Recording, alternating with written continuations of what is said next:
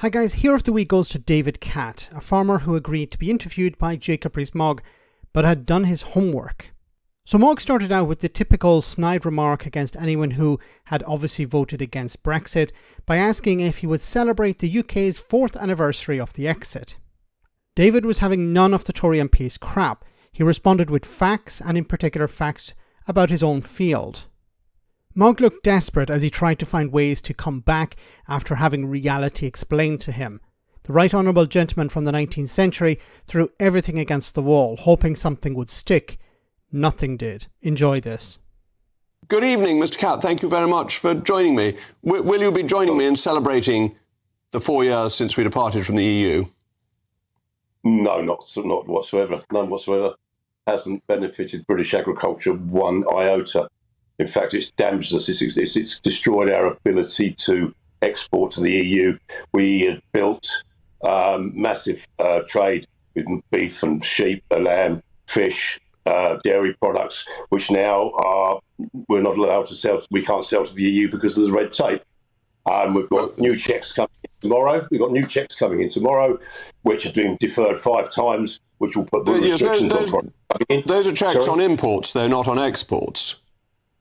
Yeah, but our exports, our exports stopped in 2020. But you can still export to the EU under the TCA that we did with the European Union. The paperwork and red tape involved, it makes it prohibitive financially. Overall, our exports have grown to the Notice that Jacob Rees-Mogg doesn't respond to the point raised by David that, yes, but the extra paperwork and cost is making it more expensive to export into the European Union, into the single market. Mogg doesn't actually acknowledge that and moves on to the next point, because he can't. Otherwise, he'd have to say, actually, yes, you're right. See, this is not an honest interview. This isn't Jacob Rees-Mogg learning from the situation. This is Jacob Rees-Mogg trying to push a narrative. Trade is up, as long as you don't look at different fields, different areas. But even if trade is up, it's not helping farmers, as you'll hear in a moment. The EU since we left. That's down to gas. Well, it's not entirely down to gas, actually. It's also other aspects. But the bulk of the exports are gas, yes. No, gas is important, but actually our exports have been doing well, not just with the EU, but globally. They rely too much on the Russians. And we've had a protected market for EU agricultural produce, which has been hugely to the disadvantage of British consumers. We've had higher prices because we have been a captive market for the EU, and we can be more competitive, and our farmers can be more competitive. And as we open up free trade deals with other countries, there's a chance for you to export to them. Inside the EU, we had protections of the CAP, which was a food policy. Outside of the EU, we have no governmental food policies. You cannot. Farmers hated the CAP. Food policy. Every farmer I ever spoke to loathed the CAP, the constant. Okay, so you're trying to argue with a farmer that farmers hated the common agricultural policy. Like, Jacob Rees-Mogg is claiming that the farmers I spoke to hated this agricultural policy, a policy that guaranteed a food supply, as you'll hear in a moment from David. Like, the farmer is saying, actually, no, it was something positive. Now, is it perfect? Of course not. It needs reform. But outside the European Union, outside the single market, there is no policy. The Tories have no policy when it comes to protecting farms, when it comes to protecting the food supply, which is quite important for a country. Regulation, the interference. No. And half the directives that are still affecting farmers are from our membership of the EU. The CAP guaranteed a food supply at a known cost over the last 30 or 40 years. Because it guaranteed supply.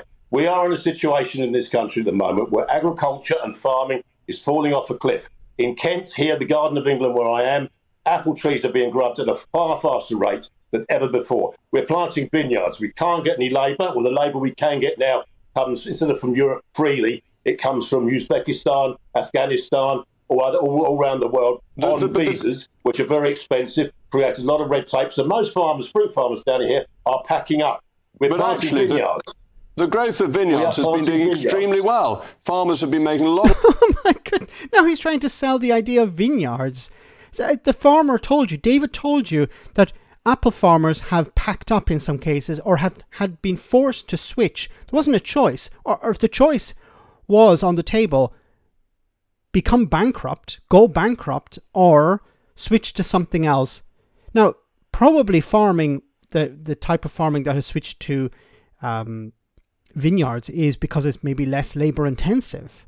They can't find the workers, so you try and find an area that you can work in that doesn't require so many workers. But that's because a decision has been forced upon them. This isn't farmers deciding, let's give vineyards a try. Let's try something else. No, it's been forced upon them because before they were able to sell their produce freely into the single market. Now it's not free. There are restrictions. There is paperwork. There is cost. And in some cases, it's no longer feasible. So the choice is die or start something else. And some farmers have tried vineyards. But that's not a proper solution. A lot of money out of vineyards and increasing the value of their land as well. That's been a real positive. Yeah, but it's only in its initial stages at the moment. But they're having to go there. A lot of that's great. How is that great? You have generations of farmers who are now forced to do something else. They have to learn how to grow grapes. They have to understand the problems with growing grapes, the diseases, how to treat it. This takes generations to fully understand, to know when to plant it, when not to plant it, when to harvest, things like that. This isn't something you learn in a day or even in a year. This takes a long time. And there's a massive cost with that because you have to switch from planting one thing to planting something else. There's a learning curve and there's a massive cost. And all of this is because of Jacob Rees-Mogg, Boris Johnson and others forcing this upon farmers. Because they've been fruit farms for 50 years are finished. Markets are developing and the regulations on wine are being eased to make it more competitive and less regulated. This is a real opportunity that we couldn't have in the EU. No businessman puts a barrier between itself and its biggest customer. There you go. This is the icing on the cake. No businessman would put a barrier between himself and his biggest customer. But that's exactly what Brexit is. This is the problem. You have politicians who have no understanding of trade, no understanding of farming, no understanding of fishing, no understanding of pretty much anything outside Westminster, saying, wouldn't it be a great idea to put barriers to trade between ourselves and our nearest neighbour? Don't worry, people can start selling to Indonesia, they can sell to China, they can sell to Mexico. They don't have to sell to Germany or Belgium or Italy. Let's forget about the Europeans. Let's sell all over the world without understanding the consequences of trying to do that. Because they will not suffer. Jacob Rees-Mogg will not be a penny poorer. Nigel Farage isn't poorer because of Brexit, Boris Johnson either. The people who were driving the train, driving the big red bus, when the bus crashed, they were perfectly safe. Does not happen. Does not happen. But our biggest customer is the United States. Our biggest single trading partner is the United States, not the EU. Not any individual country in the EU. Not for foodstuffs. We're now... How do you respond to that? The farmer is telling you, yes, but it's not for the thing you've invited me on to talk about. At the vagaries of the supermarkets who dictate the prices, they're pushing things down. Now, friends of mine, the farmers were always complaining about the supermarkets when we were in the EU. That's no change. Yeah, it's exactly the same. Because the government policies allowed them to be where they are on the continent. They're controlled to a much greater degree than they are here. There you go. And then just let it finish. Well, thank you very much, David. It's good of you to join. So cut the interview off because I don't want to start talking about the supermarkets and how the rules are different on the continent as they are in the UK. But Jacob Rees-Mogg is fine with that. He would prefer supermarkets to be able to use and abuse farmers because he doesn't care about the farmers. He cares about making sure that supermarkets are unregulated or as unregulated as possible. Brexit is about deregulation, taking away protections for farmers, for workers, for the environment. Not about protecting people. Jacob Rees-Mogg is completely against the idea of protections. Let me know in the comment section, guys, what you think. As always, your comments are greatly appreciated. Thanks a lot.